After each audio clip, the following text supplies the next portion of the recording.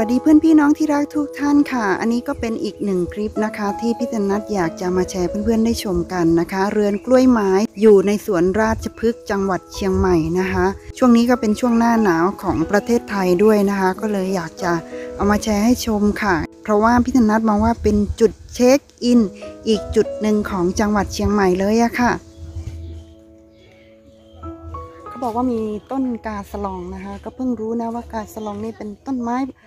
ประจำของจังหวัดพิษณุโลก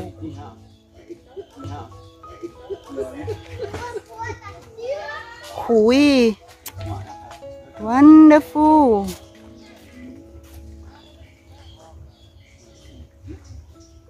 โอ้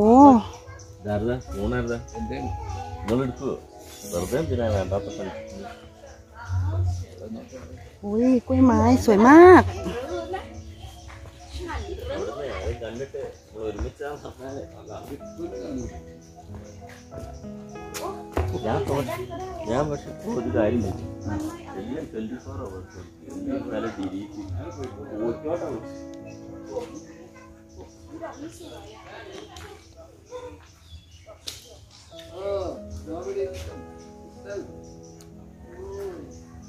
สีเหลืองสวยมากอันนี้สีชมพูสีม่วงโอ้โหอันนี้สวนกล้วยไม้จริงๆค่ะสวยๆทั้งนั้นเลยค่ะทุกคน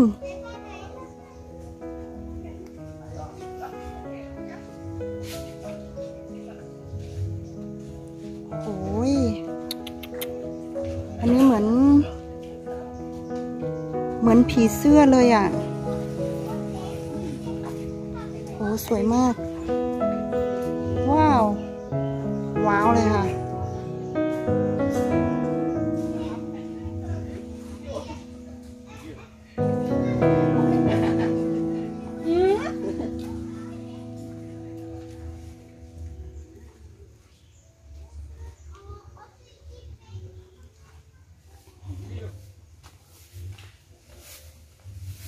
ตรงนี้เหมือนยังกับวาดไว้เลยเนาะ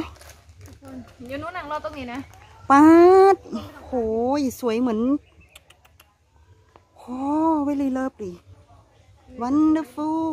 อุ้ยสวยมาก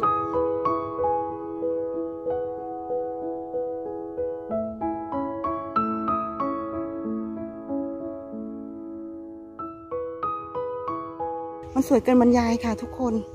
คือสวยมากอ่ะโอ้โหอ๋อ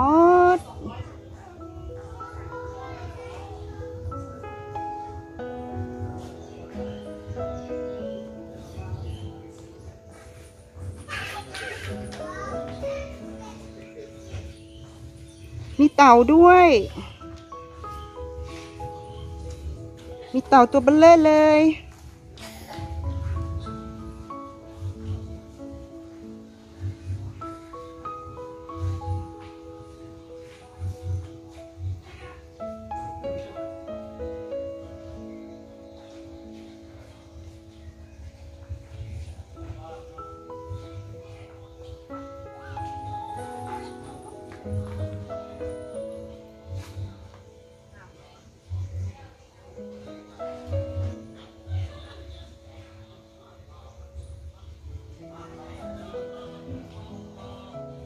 โอ้ยดอกไม้คือสวยๆทั้งนั้นเลยค่ะ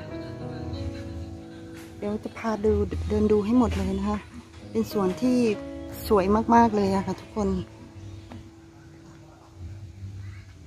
เนี่ยค่ะนี่ก็สวยโอ้ยสวยๆทั้งนั้นเลยค่ะป๊าดอันนี้สีเหลืองนะคะเดี๋ยวกันนะอันนี้เหมือนดอกไม้ที่ฟาร์มวัวเลยเนี่ยค่ะชอบอันนี้มากเลยอ่ะเหมือนเป็นไม้แบบพลาสติกอะค่ะ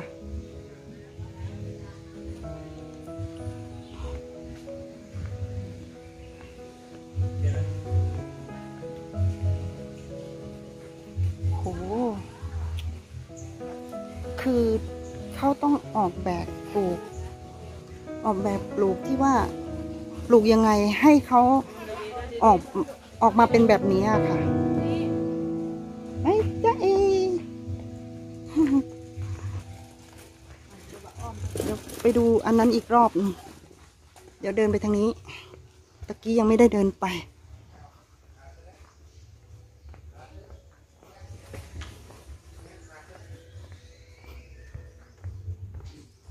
สีเหลืองนะคะโอ้ยสวยมากๆเลยค่ะทุกคนซึ่งก็ต้องเวลาเจอคนใส่ผ้าปิดจมูกหน่อยดีกว่าโอ้โหคล้ายๆงาช้างเลยนะคะโอ้สุดยอดดูแปลกดีค่ะตอนกลางคืนน่าจะสวย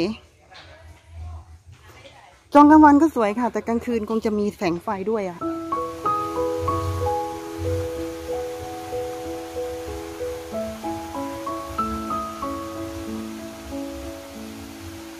มีควันออกมาจากน้ำอุ๋ยสวยดีค่ะ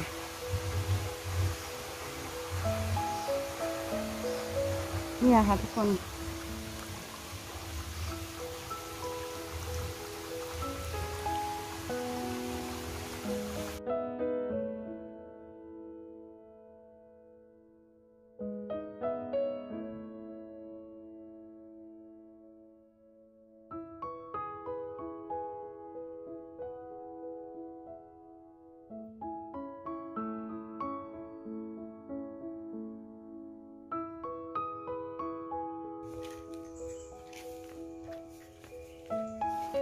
โหยสวยมากใช่มันเหมือนของปลอมอ่ะ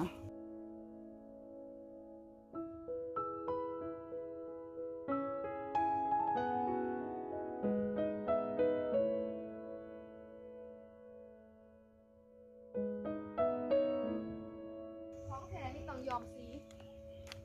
อันนี้ไม่ได้ย้อมสีนะคะของจริงเลยสวยมากๆเลยค่ะสมกันเป็นสวนพฤกษชาติจริงๆเลย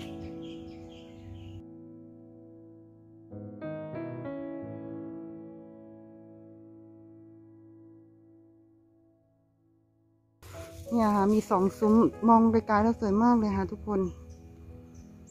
ดูไม่เบื่อเลยนะคะ